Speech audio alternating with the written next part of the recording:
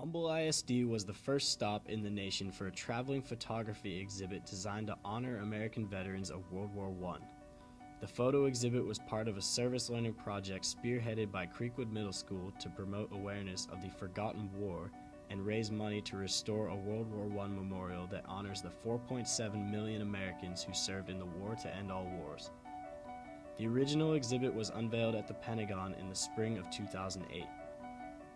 The idea for this project began when CMS teacher Jan York viewed a segment of CBS Sunday Morning which highlighted photographer David DeYoung's efforts to recognize the veterans of World War I with their own monument on the Mall in D.C.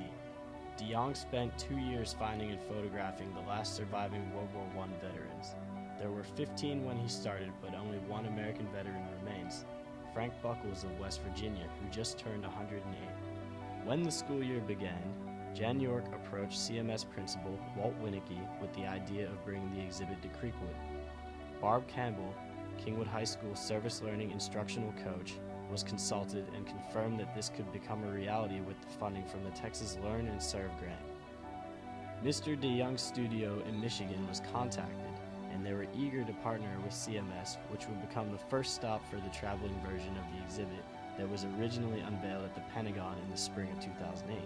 A team of teachers and students rallied around the cause and identified cross-curricular ties to bring learning alive for our community and honor our history. This dedicated team from Creekwood Middle School, along with several members of the District Service Learning Advisory Board, began meeting every Monday to lay out the groundwork for the project. The planning team made every effort to keep it student-driven.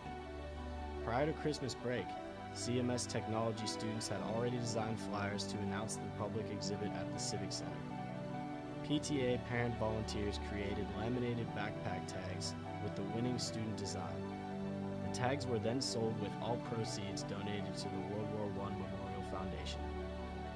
By January, classroom connections were well underway and many students emerged as leaders. Several CMS students attended the local Chamber of Commerce luncheons to speak to their membership about the need for a World War I memorial and to invite them to the upcoming exhibit. Back in the classrooms of CMS, students studied the stages of war, influenza, poetry of the era, and genealogy of their families to see if they might have had a relative who served. Student docents researched and trained to present the lives of the veterans in the portraits for exhibit visitors. At KHS, students in Advanced Placement European History were busy preparing presentations on the historical progression of the war to share with the public at the community-wide viewing of the exhibit. During one of the planning meetings, KHS AP European History teacher Carol Rue was brainstorming project names for consideration that ultimately became the basis for a highly successful coin drive competition between the CMS grade levels. The slogans were 6th grade Greenbacks for the Great War, 7th grade Doe for the Doughboys, and 8th grade Bucks for Buckles.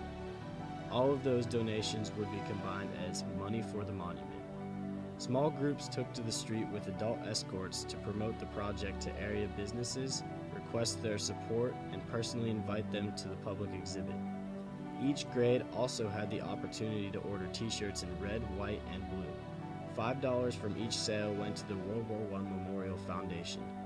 The shirts can still be ordered on the CMS website.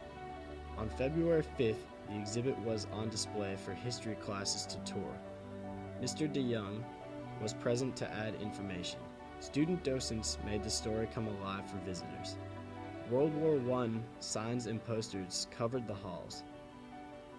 On February 6th, both Mr. DeYoung and Congressman Ted Poe spoke at an assembly. The Kingwood High School Boys Choir sang with the Creekwood Middle School Choir. Mr. Buckles even phoned in, and the students sang Happy Birthday to him.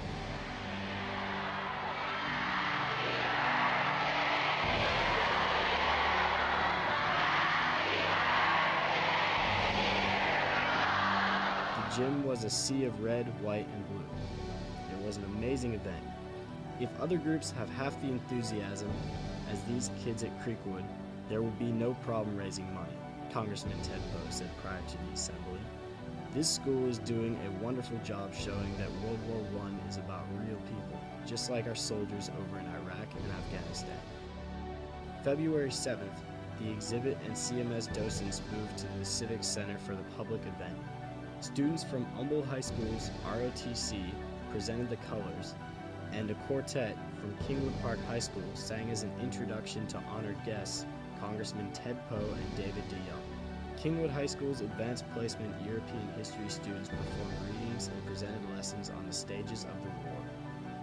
Atascocita High School's Patriots performed via video.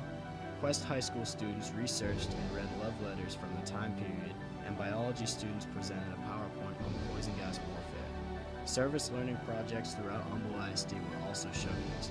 "It's been an amazing ride," said York. "So many did so much, and the rewards in the classroom for the kids were absolutely wonderful. This touched all of us, including those involved from Kingwood High School, Quest, Kingwood Park High School, Atascocita High School, Humboldt High School, and Riverwood Middle School. The project has been a testament to the power of collaboration and what amazing things can happen when you combine service and learning," said Texas Learn and Serve Grant Manager Kim Huesman.